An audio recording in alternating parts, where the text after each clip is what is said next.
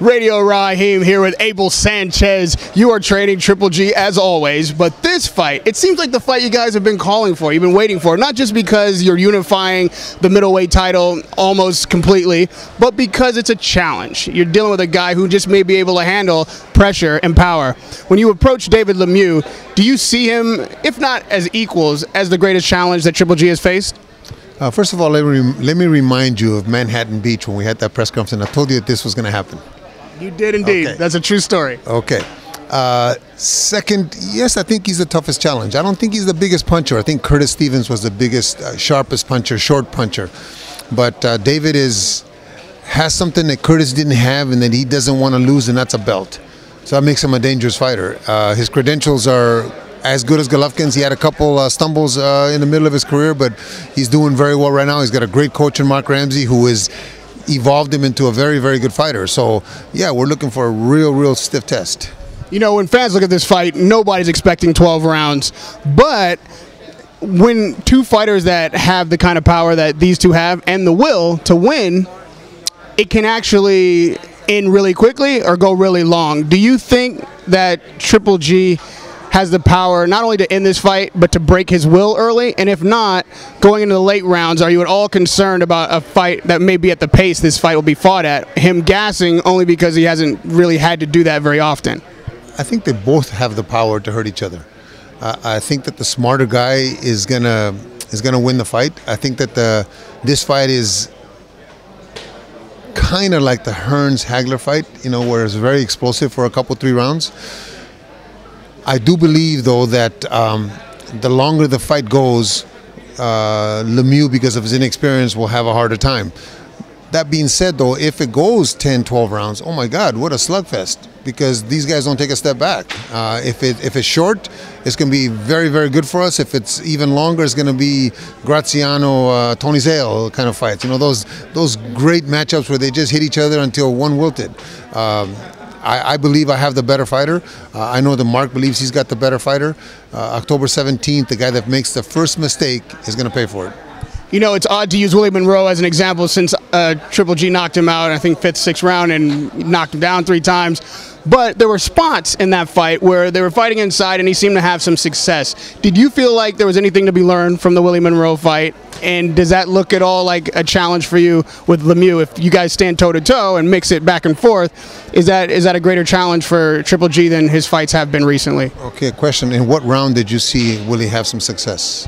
Even after he got... Third, right, fourth? exactly. Okay. After Golovkin knocked him down in the 2nd round, the interest was gone for Golovkin. And if you don't see that, then you're not looking at it deep enough. You remember in the 4th round where he put his head down like that. Willie threw a jab and he was quick enough to put his head down and have Willie hit him in the forehead, and then he went, "Come on." Okay, at that point, Golovkin had lost interest. He had lost interest in the fight. When he wanted to put him away in the 6th, 3 or 4 punch combination, it was over. Willie quit. Great fighters like Golovkin, like Mayweather, like Ward, like Fraud, some of those great fighters of today and some of the great fighters of yesteryear need a challenge. And when that challenge presents itself, then they stay focused. If that challenge is not there, then they lose focus and they tend to not do the things that are necessary to finish a fight.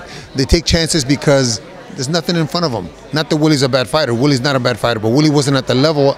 Willie was not at the level that Gennady thought he was at that point. So we allowed Willie to work a little bit more to give the fans a little more work. But you have to look at the fight and look at what Golovkin did. If you're talking about he got hit in the first couple rounds, then I take that back. But it wasn't the first couple rounds. It was after he knocked him down and there was no more interest. Well, if it's inspiration that he needs, a challenge that he needs to get up for the fight, he's definitely got not only that in front of him for this one, but possibly a big unification for all the middleweight titles coming beyond that. So not looking past David Lemieux, obviously, but being a trainer, you look down the line, Canelo, Alvarez, Miguel Cotto, who's the best matchup for Triple G coming off of this fight if he was to be successful at Madison Square Garden? Okay, well, to reemphasize your point, Lemieux represents that challenge. Okay, so yes, we have a big challenge in front of us, and if successful, we're supposed to fight the winner of that fight, the Canelo Cotto.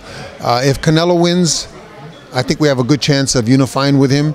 If Cotto wins, it depends on how he wins. Will determine whether Cotto steps in the ring with Golovkin. But we're not really looking at Cotto and Canelo as far as Golovkin is concerned. What we're looking at is unifying the belts. Unifying the belts against, if they don't want to fight us, then we'll fight the next guy down for the WBC belt. But I think that Canelo would represent the better matchup. But I think the bigger fight is Cotto and Golovkin because of what Cotto has done in history. You know, he just has a Hall of Fame kind of career. But both fights will be fantastic. And taking your hat off as Triple G's trainer for right now, just as a trainer in general, a legend in the sport, I know you can break down fights. Break down Cotto versus Canelo for me. How you see that fight shaking out? I think that at the beginning, Cotto is a little too experienced for Canelo. Canelo will stay back and box him, try to stay on the outside. But eventually, Cotto will wear down. Canelo will be a little too fast and win a fight going away, maybe going away like Margarito kind of did with Cotto. You know, kind of broke him down a little bit, and by the end of the fight, he was a little too fast, a little too strong, a little too big for Cotto. So I see Canelo winning a wide decision or a unanimous decision, maybe 16-12, or stopping him late, maybe 11th or 12th. Good luck on October 17th. Radio Raheem with Abel Sanchez. I appreciate the insight, as always. Hey, Madison Square Garden, Triple G versus David Lemieux. You can't miss it.